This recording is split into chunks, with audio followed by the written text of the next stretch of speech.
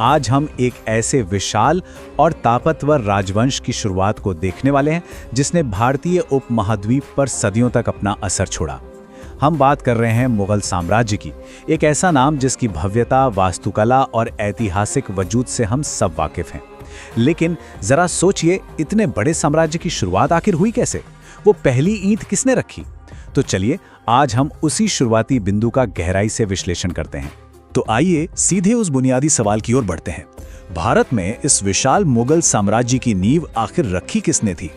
कई पीढ़ियों तक चलने वाले इस ऐतिहासिक शासन की शुरुआत का श्रेय किसे जाता है? जवाब बहुत सीधा सा है, ज़हीरुद्दीन मोहम्मद बाबर। ये एक ऐसा नाम है जिसने भारतीय इतिहास की पूरी दिशा ही बदल कर रख दी। लेकिन सच कहूं तो ये कहानी सिर्फ युद्ध और जीत की नहीं है, बल्कि कूटनीति, लगातार संघर्ष और एक बिल्कुल नए देश में अपनी जगह बनाने की एक बहुत ही महत्वाकांक्षी यात्रा है। तो सबसे पहले बात करते हैं ज़हीरुद्दीन मोहम्मद बाबर और उसकी जड़ों के बारे में। किसी भी ऐतिहासिक शख्सियत को गहराई से समझने के लिए उसकी शुरुआती जिंदगी को जानना बहुत जरूरी होता है, और उसके जन्म का इतिहास हमें बिल्कुल यही दिखाता है। बाबर का जन्म 14 फरवरी 1483 को फरगना में हुआ था, जो आज के उज़्बेकिस्तान का हिस्सा है, और उसका पारिवारिक बैकग्राउंड वो वाकई बहुत प्रभावशाली था।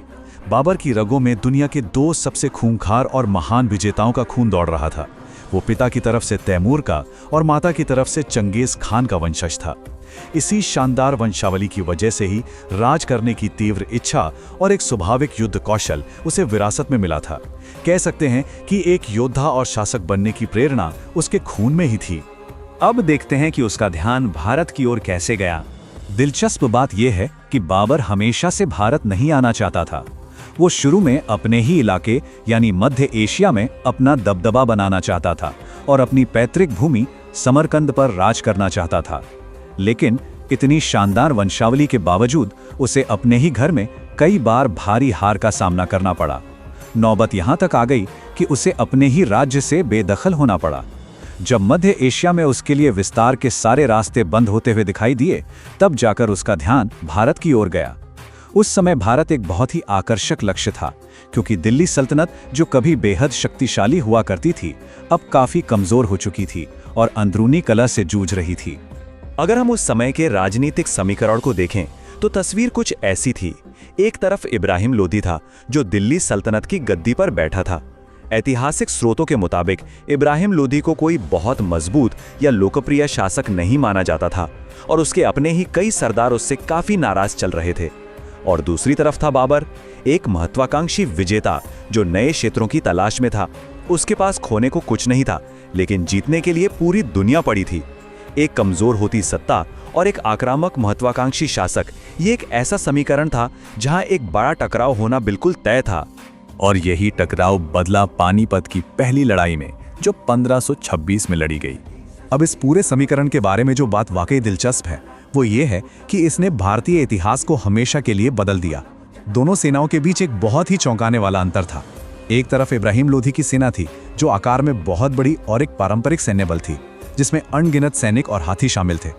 वहीं दूसरी ओर बाबर की सेना संख्या के मामले में काफी छोटी थी, लेकिन बाबर के पास कुछ ऐसा था जो उस समय भारत के लिए बिल्कुल नया था: आधुनिक तोपें और युद्ध की एक बिल्कुल नई और उन्नत रणनीति।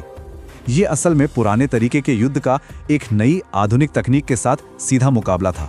जैसा कि हम जानते हैं, केवल सैनिकों की भारी संख्या जीत की गारंटी नहीं होती।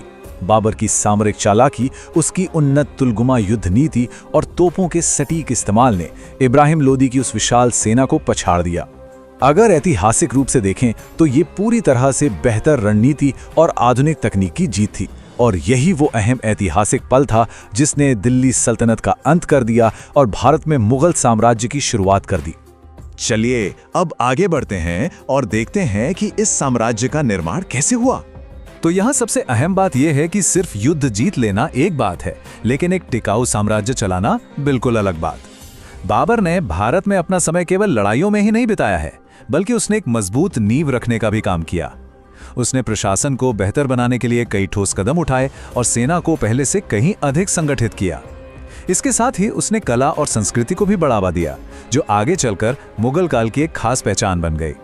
और सबसे जरूरी बात, उसने ये सुनिश्चित किया कि साम्राज्य की बागडोर आगे चलकर सुरक्षित हाथों में जाए। अपने बेटे हुमायूं को अपना उत्तराधिकारी घोषित करके उसने एक स्पष्ट राजनीतिक ढांचा तैयार कर दिया था। अब आते हैं एक बहुत ही खास ऐतिहासिक दस्तावेज पर, बाबरनामा, खुद उसकी अपनी जुबानी। आमतौर पर इतिहास में हमें जानकारी दूसरों के लिखे दस्तावेजों से मिलती है ना? लेकिन बाबर की अपनी लिखी आत्मकथा बाबरनामा इतिहासकारों के लिए किसी खजाने से कम नहीं है, क्योंकि ये हमें सीधे एक शासक के दिमाग को पढ़ने का मौका देती है। इसमें बड़ी बेबाकी और ईमानदारी से उसकी जिंदगी के हर पहलू को दर्ज किया गया है, चाहे वो भयंकर युद्ध हों, शानदार जीते हों या फिर उसकी कड़वी हार। यहाँ तक कि भारत की जलवायु, यहाँ के लोगों, जानवरों और पेड़ पौधों के बारे में भी उसने अपने अनुभव विस्तार से लिखे हैं। ये उस दौर को खुद एक शासक के नजरिए से देखने का एक बेहद पारदर्शी और अद्भुत मौका है। आइए अब उसकी विरासत और जीवन के अंतिम वर्षों की ओर चलते हैं। अगर हम उसकी जीवन यात्रा पर नजर डालें तो वो बड़ी ही तेजी से आगे बढ़े। 1483 में फरगना में उसके जन्म से लेकर दशकों के संघर्ष के बाद 1526 में पानीपत में उसकी ऐतिहासिक जीत और फिर उसके केवल 4 साल बाद 1530 में उसकी मृत्यु। ये पूरी टाइमलाइन एक बहुत ही गतिशील और संघर्षपूर्ण जीवन की कहानी कहती है, जहां वो लगातार एक जगह से दूसरी जगह लड़ता रहा, लेकिन अपने पीछे वो एक ऐसे साम्राज्य का बीज बो गया जो उसके जाने के बाद एक विशाल वट वृक्ष बनने वाला था। और अंत में मैं आपको एक ऐसे सवाल के साथ छोड़ना चाहूंगा जो वाकई सोचने पर मजबूर कर देता है।